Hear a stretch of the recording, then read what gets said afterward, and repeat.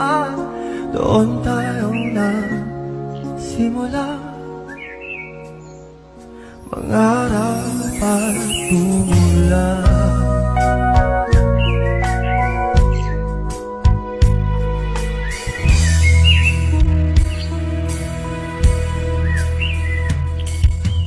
Natatandaan mo pa ba? Inugit kong puso sa puno mangga, at ang inalay ko umamela.